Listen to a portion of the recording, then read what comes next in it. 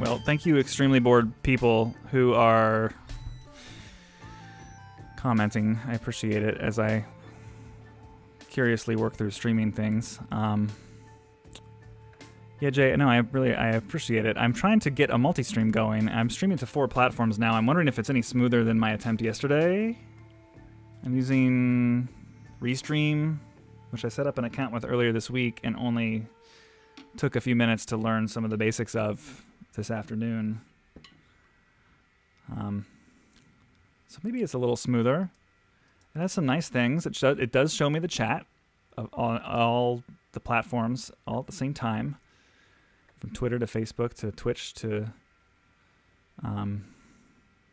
whatever the other one is, YouTube. So this seems like a go. It seems like it's working pretty well. It doesn't really reflect an accurate viewer count.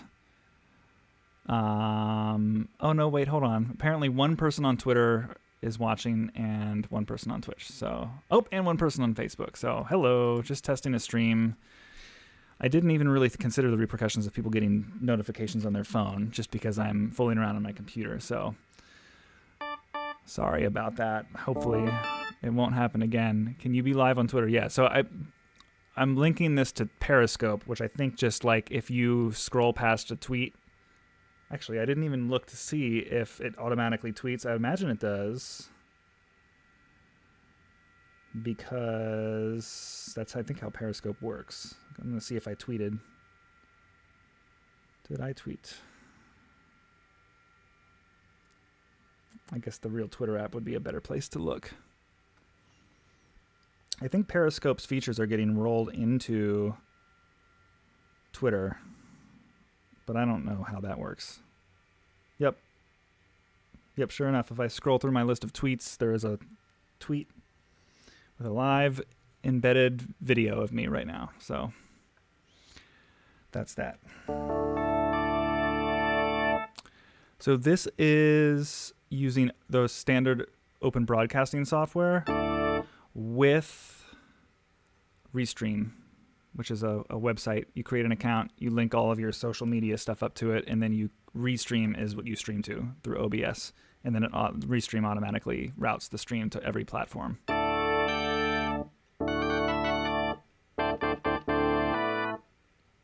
Yeah, live cooking and yoga stuff would be cool.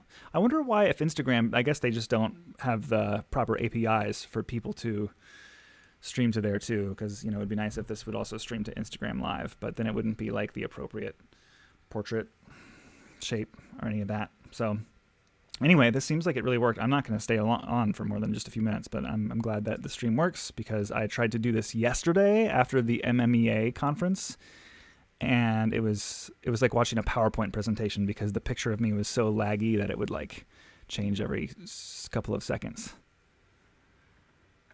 Yeah. Cool. All right. Yes. Win. Very cool. Love it. I consider that a win, David.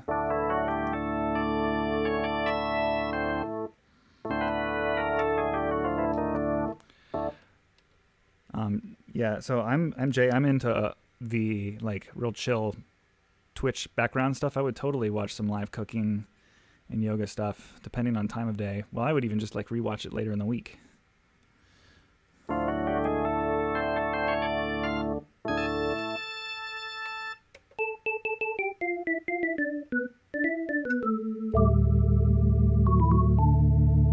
Okay, I feel like I'm wasting everyone's time, but if you want to just keep chatting, then that's cool. Oh, I actually have a timestamp for this. Yeah, okay, this is cool. So Restream tells me how many viewers I have on each platform. That's cool. So apparently 2 Facebook, 1 YouTube, 2 Twitch, 1 Periscope. That's awesome. Cool. And it seems like I'm getting the chat a little quicker too as well. Seems like they're coming in a little quicker.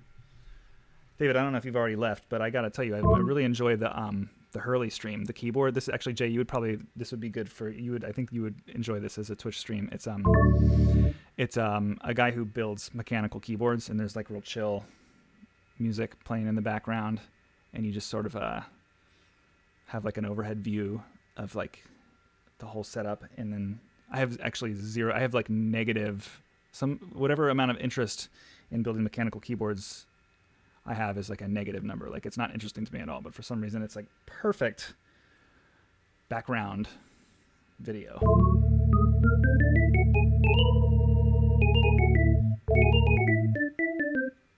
Is the audio coming through? I'm playing a wacky synth.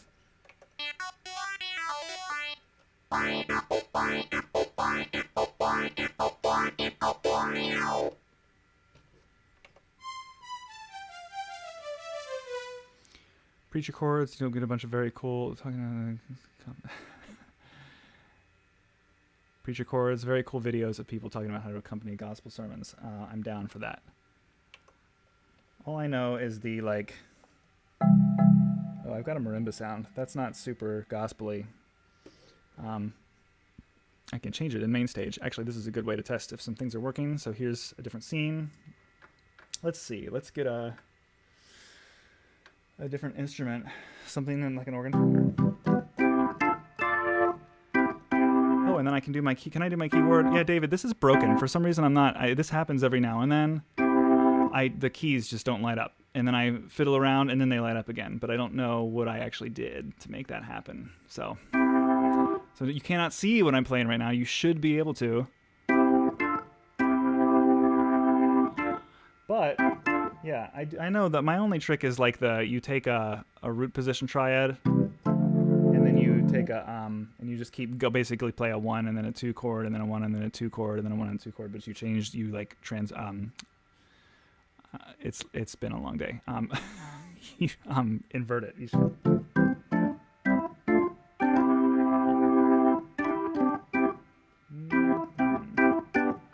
Nope, wrong way. I obviously need to practice it. I can only really do it very effectively in C. That's my one trick. So yeah, I quit and restart VMPK all the time, and then actually I still get an error message every time. Hey Arpit. Every time I do it. So anyway, that part of it works, and the rest of it doesn't. All right, thank you. 1, 2, 3, 4, 5 streamers for joining me. I usually have to do it about once a week. David, like once you have to restart it once a week, or well, it's lighting up because I'm clicking the keys. I'm not getting any MIDI input. So like I'm hitting notes on my MIDI keyboard, and usually they light up.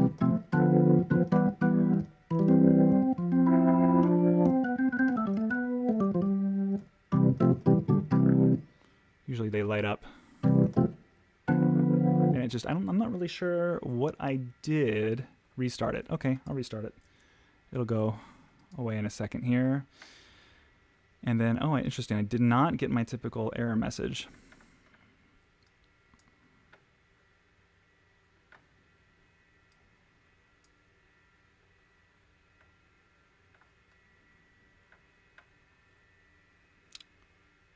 Okay, and now I'm rebooting.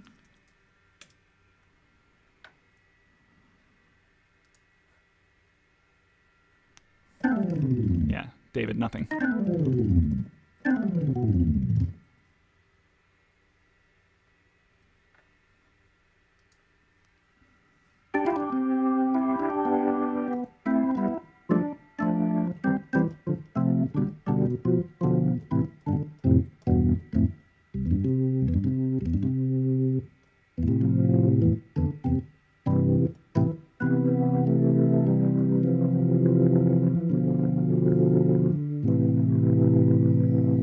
So yeah, I'm not sure.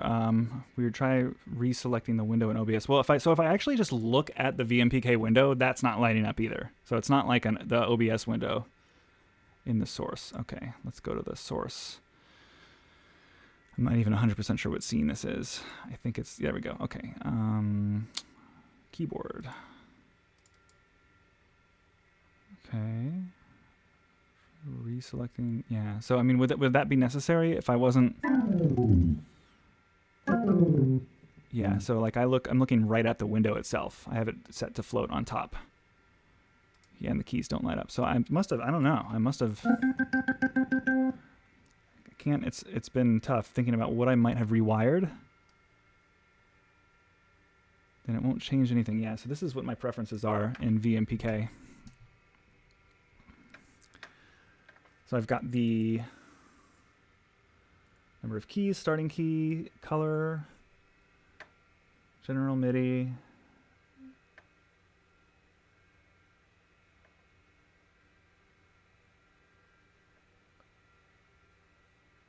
I mean, I could try restarting to defaults.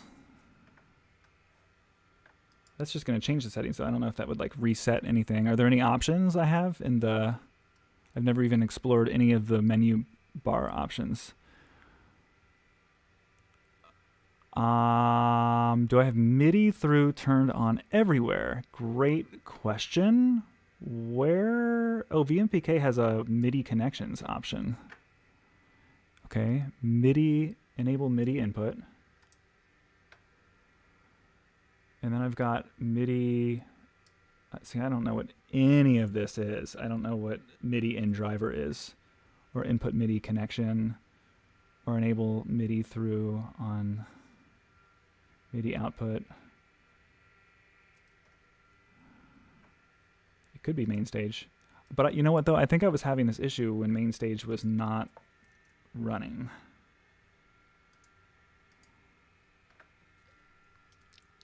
But we can check out some things. So...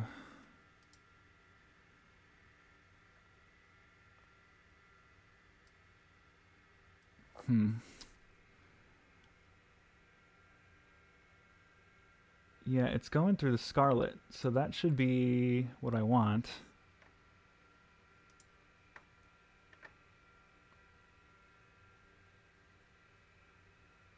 I don't know, David, what do you think? Do I dig more? Yeah. That's what I'm getting that. So I don't know if I dig more in main stage or if I want to dig more in the VMPK. Right, okay, now I'm getting your delay. Yeah, the messages have a little bit of a delay because I have already found the MIDI tab in main stage. Yeah,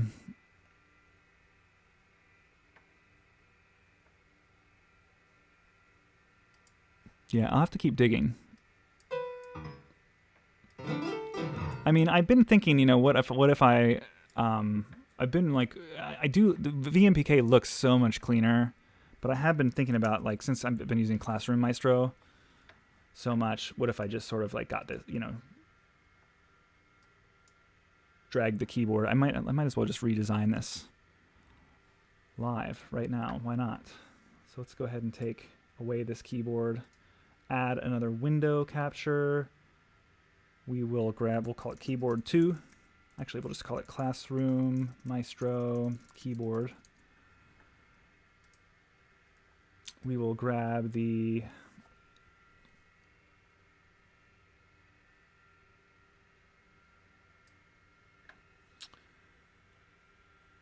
grab that, and then we'll make it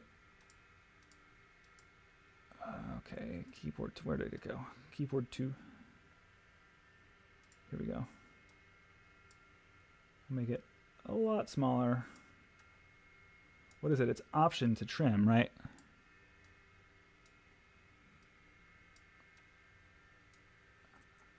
Now see, the issue here is that the key, it's going to be so small is the thing. Unless I make my window giant. Anything that makes main stage better for you than Logic? Oh, that's a good question. So I am, yeah, main stage tends to be a little more nimble. It doesn't seem to use up as much processing power. Well, I don't know how to use main stage really. I mean, I just use it the same way I would use Logic, but without any linear recording. So like you can see here on the right side of the screen, let me get OBS back so I can actually see what I'm doing. You can see that on the right area, you create a new track, and then I have a track for each audio input that's plugged into my audio interface. So one of them is a MIDI keyboard, one of them is drum pad, and see now that's not working for some reason. One of them is a Yamaha Harmony Director, and then, you know, so it's just kind of like exactly using Logic, but less stuff going on, so a little more straightforward. I have a lot to learn about main stage. There's probably like a way to make it a lot easier to change the instrument, and there's probably a way to do it when it's not in the foreground. But all I really know how to do is just get a rack of a bunch of tracks that are all linked up to every different keyboard and drum trigger and audio source that's going through my setup. Yeah, I don't have any issues. I like using Logic. I've been inspired ever since I saw Lewis Cole live, running his whole live performance through Logic, and not even Ableton, like just basically like his whole song backing track for himself. He had a keyboard, MIDI keyboard, and a drum set, and then he ran all of his songs. Basically, they were all saved as individual Logic projects, and then he would like close one, and then for the next song, double click. He would even like just on the fly be like, "Oh, I think I'm going to do this song," and then he would find that file, double click it, open that project, and then you could see on his screen, because it was a real small club, you could see that he would like have the whole song was sequenced out, but then wherever he was going to improvise in the song had like the cycle tool turned on, so that he could like basically when he got to that part of the song, he could turn the cycle tool on and then just like smash drums over it until he was done, and then he would click the cycle tool off and the track would finish. So it's proof that Logic is absolutely good for performing. And he was doing all this with the trackpad on a laptop. It wasn't even like he had triggers or like a launch pad or anything like that, which just kind of shows how, for some people, like how intuitive a program Logic feels like, that they would prefer use those kinds of tools in that traditional recording environment over anything else. I think that I can make I haven't actually changed my keyboard yet, so now I think even though I've got it trimmed, I think I can just now make it big. There we go. Okay, so that's actually not terrible. I really don't mind that. The blue doesn't match the rest of my slide, but I don't know. What do you think, David? Is that passable? Oh, see, now that's... Oh, no, it is working. It's just a little laggy.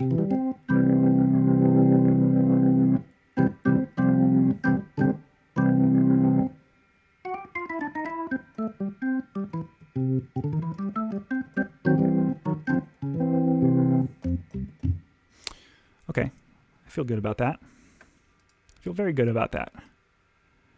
And I'm using Classroom Maestro a little more anyway. I just need to make it look prettier, because it's going to bother me that it doesn't look very pretty.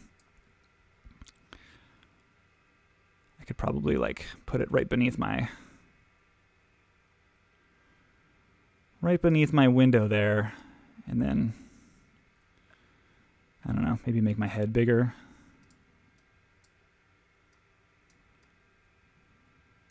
In case, that's what the people want, is just my face to be bigger. There we go.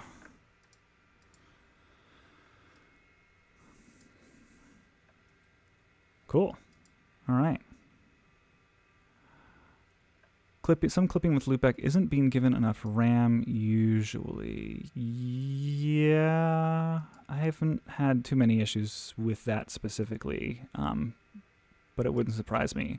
I mean, the whole of this like video and audio streaming thing is super foreign to me. The reason I'm testing this right now is because I've been trying to use Streamlabs to stream to YouTube, Facebook, and Twitch at the same time, and it is just absolutely not working very well for me. It was like a PowerPoint presentation. The frame would change every couple of seconds, not at all what would be watchable. Command tabbing back and forth from loop back to zoom. Yeah, that works. Well, I can imagine it works. I am not personally having that issue myself, but totally makes sense. All right, cool. Well, I've got to call this here. Anyone have any final thoughts or questions for me about this stream? I'm feeling like I've made a minor breakthrough this evening, and I'm excited about it. So it seems to be a pretty smooth stream. My camera angles are all working okay. I've got like my new keyboard.